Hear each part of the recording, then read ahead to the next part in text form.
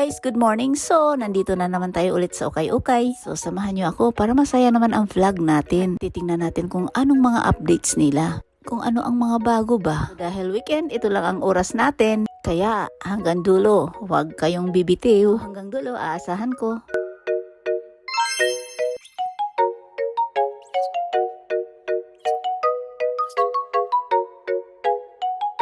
May nakita ako ditong YSL. Napakaganda, pati yung kulay niya, very attractive. Anyway guys, nandito muna tayo sa may bandang salamin dito kasi mamahalin talaga. Itong bungad pa lang, mga luxury na talaga to. Guys, ang lilinis. O, tingnan nyo naman, no, mga silin, mga Fendi, ganyan. Ilalagay ko lang yung mga presyo niya. Kayo na ang humusga. Dahil talaga guys, nahihilo rin ako. Share ko lang sa inyo kung ang presyo niya. Ukay-ukay to guys, talagang medyo pricey dahil luxury naman talaga at malinis pa. Sa interesado, pwede rin kayo magsasearch kung magkano ang talagang presyuhan yan sa bago. Kung bagong items ba. So anyway, nandito tayo talaga. Ang ganda. Tingnan nyo naman guys, oh. Ang linis at mapapawaw ka talaga.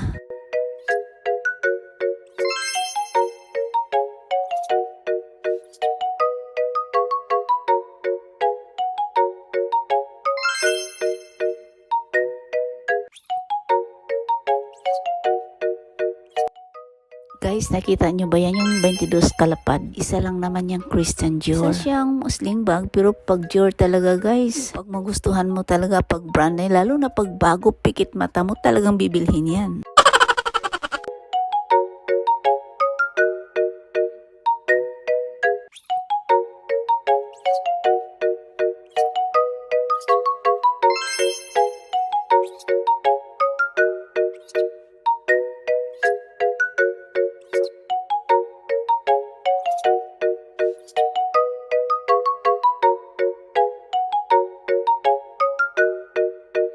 So, punta tayong kabila at iba naman ang presyuhan dito. Banda rito, may salamin din. Kaso nga lang, hindi siya gaanong mamahalin. Yung medyo pang masang branded lang ba? May ganun ba guys, char? Dahil banda rito, Kate Spade, Michael Kors, yung mga ganyang brand na hindi gaano kamahalan. Or Coach, yan ang mga branded niya yan. Medyo affordable yan sa mga kagaya natin. Medyo kapos sa budget.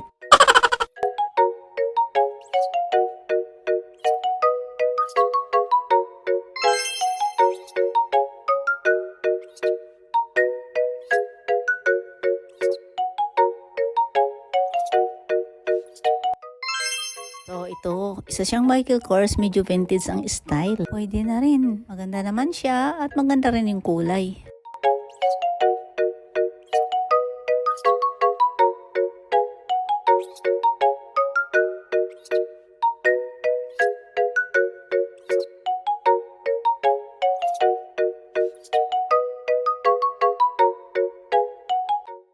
Ang ganda naman pagka-orange nito. At higit sa lahat, malinis. Isa siyang Kate Spade, mukhang bago pa. Ang ganda oh. At yung hardware din, maganda. Wala ring gas-gas, pati yung kanto-kanto niya.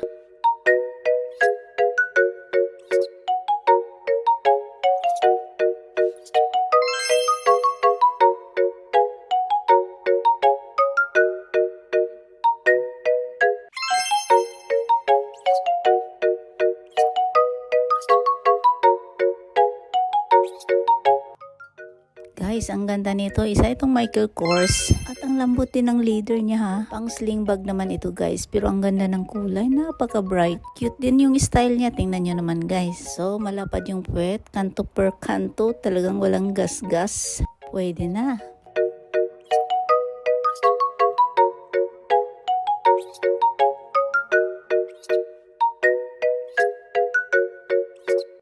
So may nakita ako rito, pwede ito mahahawakan, kaso nga lang parang mukhang overuse naman. Pero itong kulay red, okay naman. Malambot din yung leather at malinis sa loob. So sa labas naman, parang may mga itim-itim na siya guys, medyo madumi. Pwede na rin dahil napakamura naman.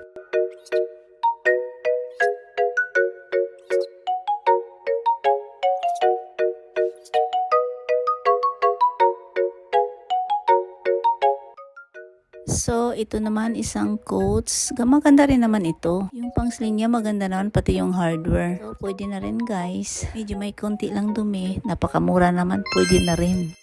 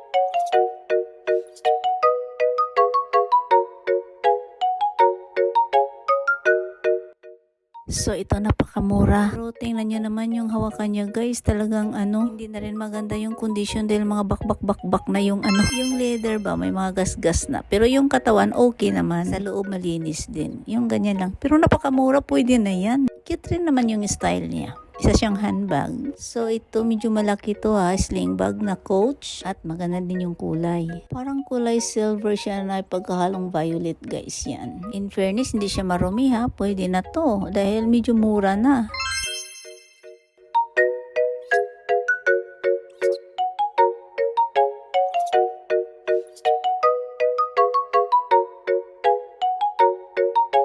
So punta tayong kabila dahil mayroon din ditong parang basket. May ukay-ukay talaga sila dito So, free to touch naman siya guys. So itong kinahawakan ko ang ganda no. Guys kung makita mo to sa personal. Napakalinis. At maganda din yung kulay niya. Yung hawakan niya maganda rin, hindi madumi. Kaya ang ganda nito. Isa naman itong Coach. Talagang sunflower ang kulay. Summer na summer ang dating nito. At ang ganda pa ng style. May maliit din siyang yung parang wallet guys. At tama lang din yung laki. Guys maganda.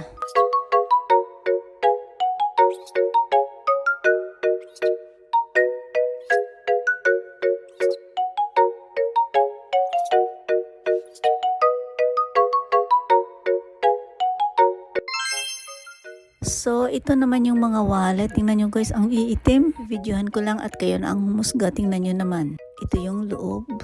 Oh, yan. Okay naman, hindi siya marumi sa loob. Kaso yung labas nga lang, medyo may itim-itim. Kaya, depende na yan sa tumingin kung gusto nila. So, yan lang guys. So, yan lang. Hindi ko na hinawakan yung iba.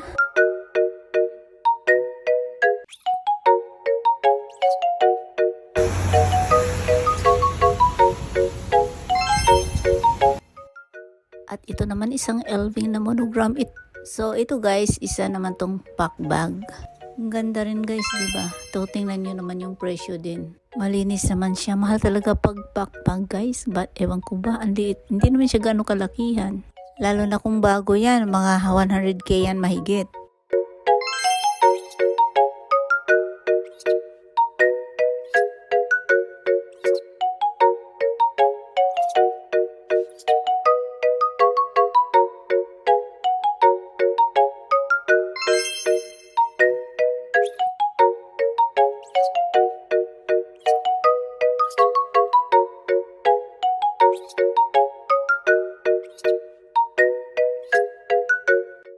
Guys, may nakita ako ditong LV. Napakaganda nito guys. Pwede siyang handbag at pwede din pang sling bag. Napakalinis at ang ganda ng style. Maganda na yung kulay at napakasimple pa. Tama lang din yung laki dahil bagong-bagong style to ngayon.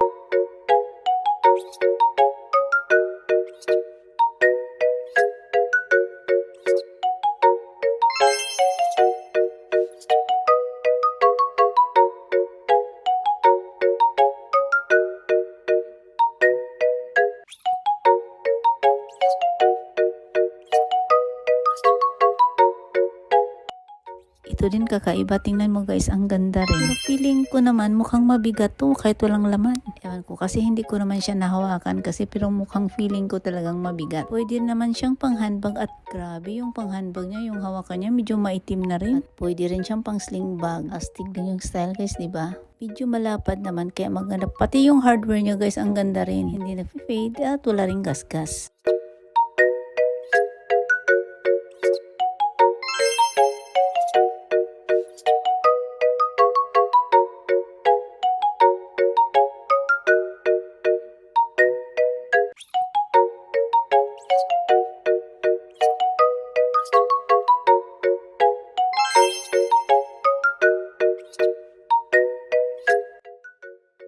So astig ang presyo guys. Mukhang bagong-bago pa talaga to. At napakaganda dahil ito yung uso ngayon. Ito rin isa siyang pang sling bag. Pero hindi siya gaano kalaki guys Maliit. Small batterable talaga. Pag maliit, mahal talaga.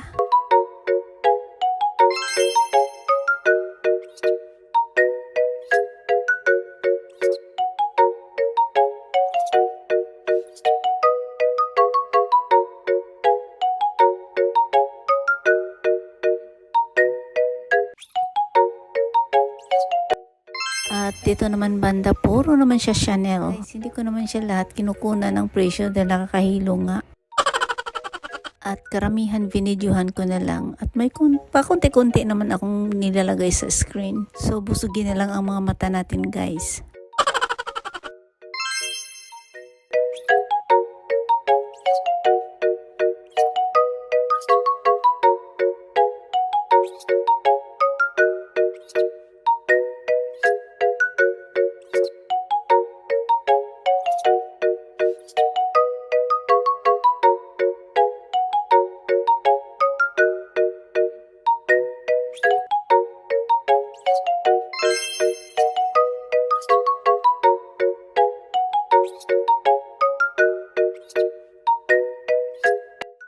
Itong white na to napakamahal dahil 28 lapad siya. Simple yung style niya, transparent, kulay white at hindi gaano kalakihan. Napakalinis. Siyempre kung tanungin nyo ako, maganda talaga.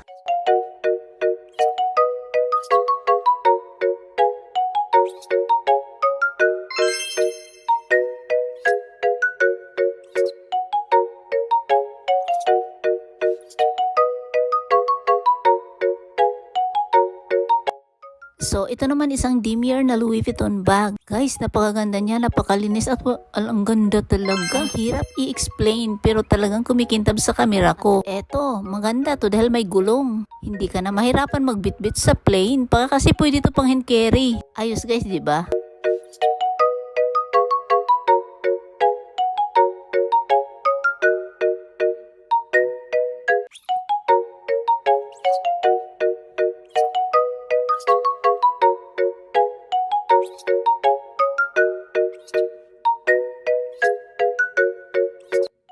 Ito may Gucci tayong nakita. Isa siyang handbag. Vintage ang dating nito. Malinis naman siya guys, pero pwede na rin. At nakalagay siya sa salamin.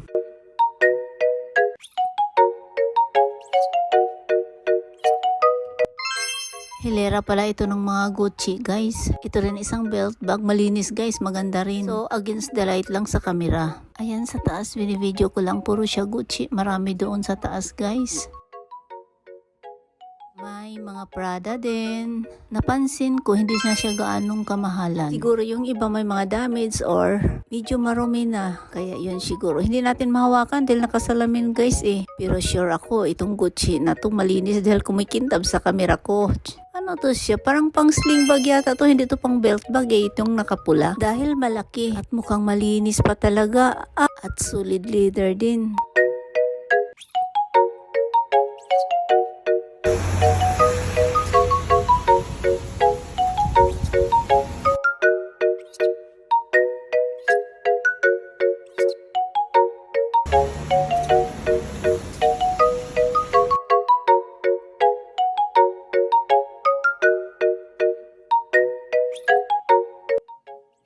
At ito naman isang sling bag din. Napaka-bright ang kulay. Siya pink pa ang tawag nito guys, yung kulay niya. Yun na nga, medyo pricey dahil Gucci kasi. In fairness, solid leather at mukhang malinis pa rin at tama lang din yung laki.